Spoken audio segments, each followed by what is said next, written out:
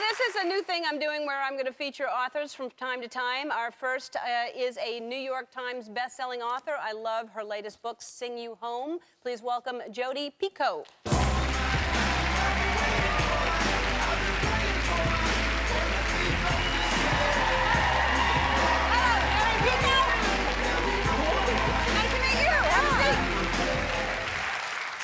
Jodi. Hi, how are you? I'm good. How are you? I'm great. So we've never met in person before. I know, it's exciting. I got an early copy of the book and loved it so much that I said, hey, I'd like to maybe try to make a movie out of this. And so we've spoken a few times about that. How happy am I? Yeah, I'm very excited about it. And but I want to know more about you. First of all, before we talk about the book. So you started writing. Did you go to college to be a writer? Yeah, I did. I actually went to Princeton. I went there because they had an undergrad creative writing program. I studied with some great authors, and you know that's probably the only reason I'm here today, honestly. Well, I don't know about that, but it's nice that you had good influences. Yeah, I'm sure. And so you started. You wrote your book like right away, right out of college, or what was your first book? Well, I didn't. I actually went to go work on Wall Street until the stock market crashed, which was a great thing because they gave me a severance package and I moved, which I enjoyed. That's nice. And I actually wrote the whole time after that for 2 years, but it was about 2 years after I left school that my first book started to get picked up by an agent and then published. And that was how long ago? 1992 was my first book. And were you married then or at the time or anything? I actually had just had my first son when my first book was published. So I've either had a baby or a book every year since then. So how in the world, because I know new mothers, how in the world do you have time to write a book while you have a newborn? It's not easy. I used to write when Barney was on TV or when the kids weren't hitting each other over the head with a sippy cup, or I used to take my laptop to the nursery school parking lot and type on my steering wheel. I mean, any 15 minutes I had, I would sit down and I would write. And then my kids went to organized school, and that's a miraculous thing because I have 8 hours a day to write. Right. So, well, you have 8 hours, but I think as being with someone who actually wrote one book anyway, it's hard to kind of, do you discipline yourself when you write a book? Do you sit down like a 9-to-5 job and say, I'm sitting here until a certain amount of time? I do. I usually go up to my office at about 7:30 in the morning when the kids go to school, and I stay there until about 3:30 when I magically turn into mom again. And it's a job. Sometimes my husband brings me coffee, which is awesome, and sometimes he doesn't, and I just starve all day. But, you know, I sit there for 8 hours and I work. It's a job, but it's a job I really like. And how do you come up with, how many books have you written? 18. 18 books. And how many have debuted at #1? I think it's like 5. 4 or 5, right? Like yes. I don't know. Okay. And so, but how do you come up with, because what an imagination you have to have all these different stories in your head and still be a mom and still have time to raise kids. How do you come up with a germ of an idea and then do beginning, middle, and end, or do you just write and see what happens? It's usually a what-if question that I can't answer, and it feels like a splinter in my brain. You know how you keep feeling for a splinter to see if it's still there? Well, if I keep thinking about an idea, and if it keeps me up at night, it's probably a really good idea for a book. And if 2 or 3 weeks goes by, characters pop up like little mushrooms, and they take the story away from me and just begin to walk through a plot.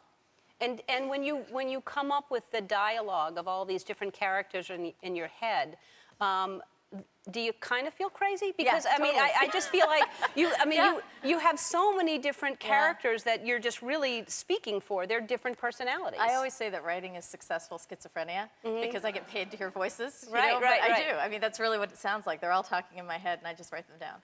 And then I wonder too, when you're writing a novel, is it like a painting? Do you know exactly when it's done, or do you kind of think? Like sometimes, like in my stand-up, I think, you know, I look back and go, oh, I should have done this instead of this. I should have had this line. Do you sometimes think that there was different dialogue you could have had? Not by the time I get to the end of the book, because I usually cut and know I'm done with it, and then I'll go back and revise it. But I have a pretty good sense of when a book is done. It's usually when you're changing less than 2% of the whole manuscript, and you got to move on because there's new ideas and new characters coming. Right.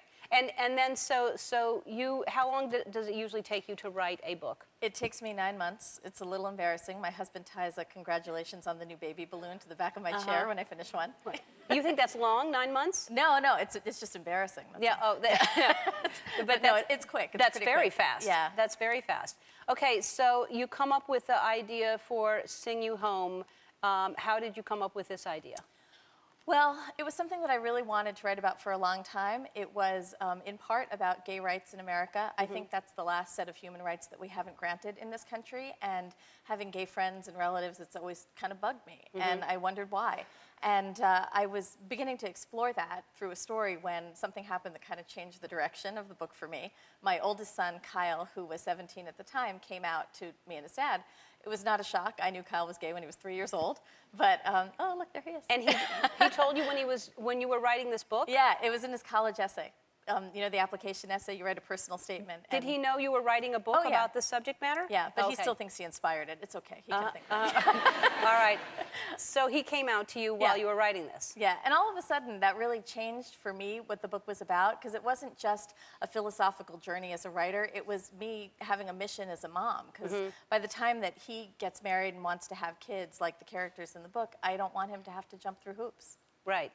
Well, the book, because when I was preparing for this today, I was like, I don't want people to know before they read the book that it's, because it really surprises you what it's about. Yeah. And then it surprises you again. It goes in so many... It's about a lot of things. It's about a lot of things. It's about a married couple at first, a husband and a wife. That's Right. what the story begins with, a husband and a wife. Right. And then it goes into all these different directions. Right. And then it becomes very controversial. Right. And you, I think, portray both sides very, very fairly. Well, I think the book is fantastic, and I think that you're an amazing writer. Thank you. And I just I love the characters that you've created in here, and the places that you take us to question for anybody to look at and say, you know, what would I do in that situation, and what side would I be on, and what is the right thing to do in this situation, because it really comes down to what is the right thing to do. And what's a family today? Right. What really makes a family? Yeah. And that's a really important question to ask. A lot of people have opinions, but I don't think they ever ask themselves why their opinions are what they are.